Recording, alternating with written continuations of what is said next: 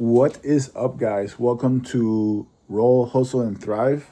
As you guys know from last week that I did the video, I was going to compete, or I competed at Nogi Pants this year, which they actually made it right here in Long Island, New York. Literally only 50 minutes away from home. So I thought it was a good opportunity to test myself and go into one of these major IBJJF tournaments. The day came. I was pumped. I was ready. Like I mentioned in my previous video, I definitely trained a lot. Lost like 10 pounds, even though I didn't have to lose any weight for my matches because I am in the ultra heavyweight for now. But I just want to feel a bit more lighter and a bit more nimble, if you will, against the bigger dudes. The day came. I had my match against this other guy that actually he's beaten me twice before. We went and failed takedown from my end. Actually, I wouldn't even call it a takedown. It was horrible, a horrible attempt at a takedown, which ended with him being on top of me. I was able to flip him over, so I got 2 points. But anyways, long story short, the match ended like I believe 7-2 or 9-2, something like that. He couldn't submit me, which in my mind it's a good sign overall, I would say. But nonetheless, definitely not the result that I wanted. From there, I actually went, and being that it was only three of us in our division, I got third, of course. That medal is tucked away in my backpack, and probably I'm going to even throw it away because I'm really not deserving of that medal in my eyes. But being that it was three of us, I got third. I was able to sign up for the open division. When I signed up for the open division, I believe that we were a total of 6 people. But for my first match, they actually gave me the person who won first place in my ultra heavyweight division. And that match pretty much went almost the same as the first match that I had, meaning that besides losing, the attempt to take down was horrible. Even though I had an overhook and I could have done like 3 different like takedown options that I didn't. I literally just dragged the guy on top of me. I'll definitely be putting the videos later when I can. I'll upload them on the channel. And I couldn't get him off of me. I tried everything I could and I couldn't. That's the one thing that's kind of sucks in this big boy division is that once you got one of these big dudes on top of you, it's hell to dig myself out of that hole with him. But same, he couldn't submit me either. I believe that match ended 0-7, I believe, and that was the end of my of my run at the IBJJF Pants, Nogi Pants. For this year. I had some friends reach out and they're like, oh, you okay and whatnot. And honestly, I am more than okay. I definitely, my intention with competing is, of course, to win. But at the same time, it's not everything, I use jiu-jitsu as a way to exercise, as a way to clear my head. Dare I even say kind of like therapy in a way. So that's how I look at jiu-jitsu, and then competing, it just gives me that extra push, that extra motivation to kind of like zone in and really be intentional with my training, and that way also be able to progress a little bit quicker. I just find it more interesting doing it that way. When I was a kid, I was in the basketball team at my school, so I wouldn't say like super used to competing, but I definitely did compete when I was younger.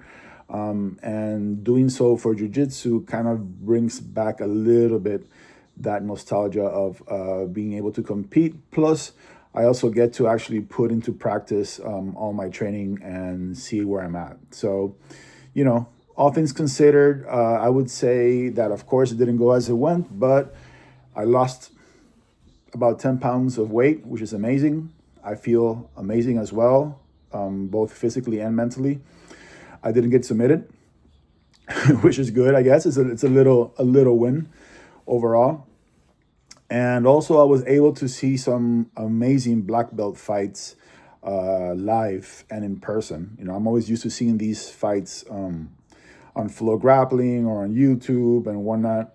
And to be able to be there in person and see like Sarah Galvao and see like Roosevelt Sosa, like see a bunch of these like high level black belts compete in person was just amazing. Andre Galvao was there coaching Sarah, like his daughter, and other people from Atos.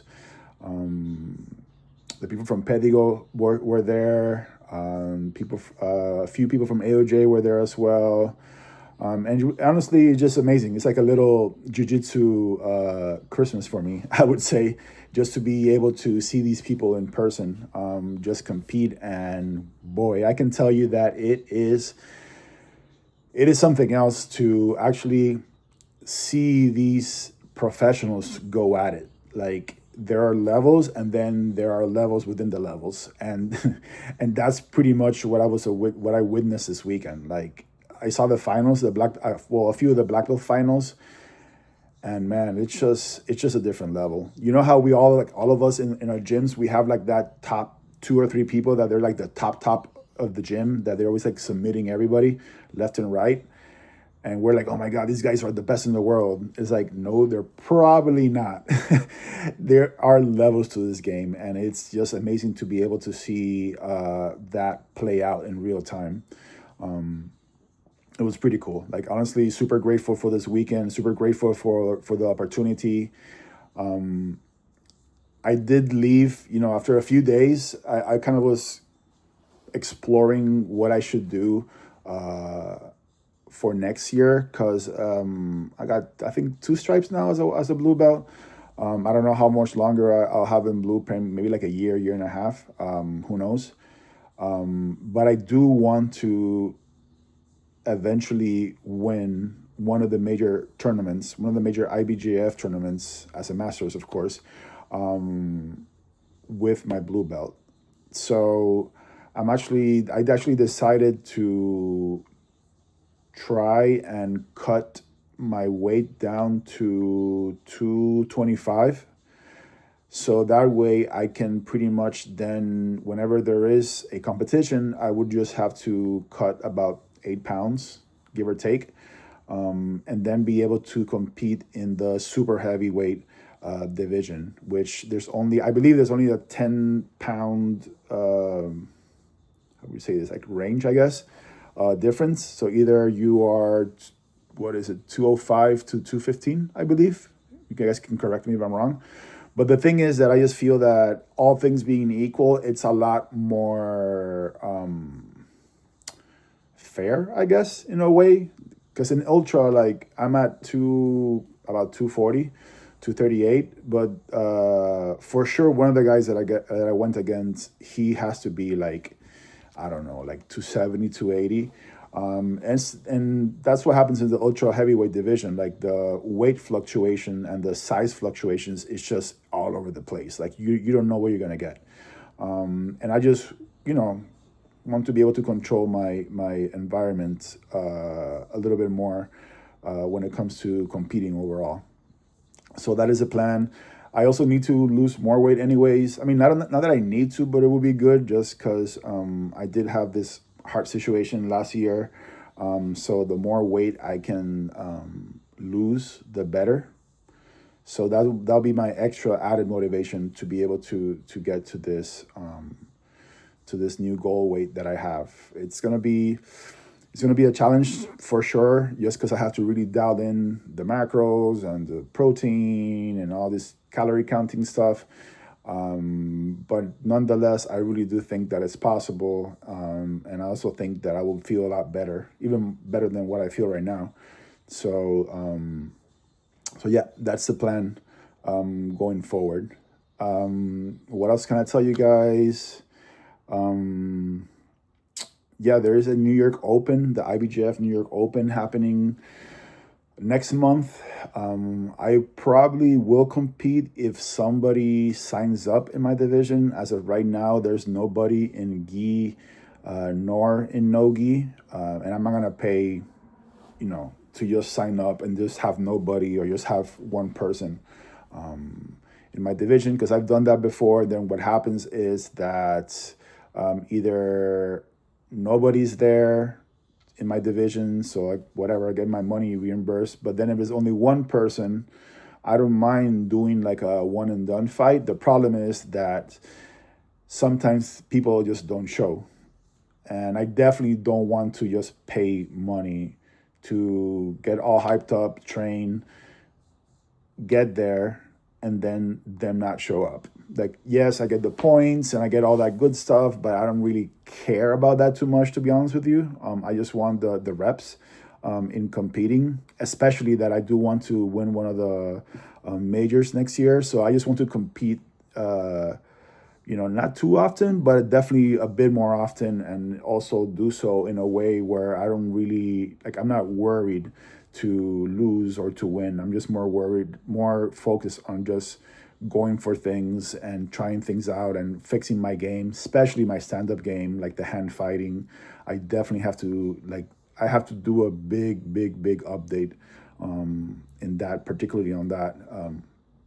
The things with takedowns, and I don't know if you guys are an older grappler, in your 40s or your 50s, you guys please do let me know in the comments below. Like, part of me loves, like, I do love the wrestling aspect of it. My problem is that if I train too hard, or my not my problem, my fear is that if I train too hard takedowns, I might just get injured. My body's definitely not like a 20-year-old or like a teenager. So that's honestly my biggest fear. But I feel that there has to be a way where I can just, like with other teammates of mine, just maybe go like 50% maybe, or 60% or whatever, and just hand fight and get to positions where I have the advantage, and maybe not do the full takedown all the time. More so just rep the motion and rep the sequences of certain positions, so that when competition time comes around and I'm in those same situations that I was this past weekend, I know better what to do. That's, I think, really definitely the biggest thing I have to work on. Besides, for sure, I play a lot of bottom half guard, and for whatever stupid reason, I forget to put my knee shield in, or if I do kind of like a Z guard, which just honestly ends up with the bigger dudes just smashing me and passing my guard regardless. So those are the two main things that I feel that I really have to focus on, these next few months, so I can kind of go in to competition next year with a more like updated, better version of my game. So we shall see, without a doubt. I believe that is pretty much about everything for today. I do want to leave you guys with a little positive note before I sign off. I was listening to this podcast with Sugar Sean O'Malley, and he was talking about how he has to change diapers to his kids' diapers and whatnot, and how of course, I believe he said something like he was tired. He didn't want to do it, or at least initially that's what his mind went to. But then he kind of pivoted from that thinking, and thought how lucky is he that he actually has a kid, and not only does he have a kid, he has a healthy kid, and he actually is able to tend to his kid and to do these things. And that shift in mindset is everything in life. I really do commend him, and it's, I'm happy that people like him are talking more openly about this, because if we can think and feel bad things, I believe the same thing is for good things as well. And perspective is everything. And I say this just because, from a training or working out perspective, not every day we want to go work out. Like, honestly, like, I love jujitsu, and some days I just don't want to train. End of story. This morning, I've been walking 3 miles like 4 or 5 days a week. And this morning I woke up and I honestly did not want to go for a walk. I just did not want to go for a walk. I didn't follow my feelings. I just said, you know what, this is what I do now. Let me just put my shoes on. Let me just go walk my 3 miles. I came back from my 3 miles and I felt so much better. With that being said, I was thinking also, like, hey, I'm grateful. I'm grateful actually I can walk. I'm grateful that I'm alive. I'm grateful that I'm able to actually have even the time to go for a walk, right? And to exercise, when there's people out there in the world that are like very, very, very ill, or they can't move. They have certain, like, impediments or ailments. So it's just kind of like a little, I guess, a little wake up call, that we have to remind ourselves every now and then to be grateful for even those moments that maybe we don't feel grateful in those moments. When we do have that feeling pop up, maybe just wait, like, kind of like, not a wait, like, be aware of that feeling. Ask yourself why you're feeling those feelings, and try to shift that perspective and put in your mind that actually you get to do such and such thing. You are able to do such and such thing. Because I do believe that that is the path to just a lot more gratefulness and just to a better life overall. So that's it for today. Sorry for if my rant was, or my talk was, a little bit too long for you guys. I will definitely come back up next week again with a new video, and upload the footage from my competition this past weekend. And yeah, I'll catch you guys soon. Peace.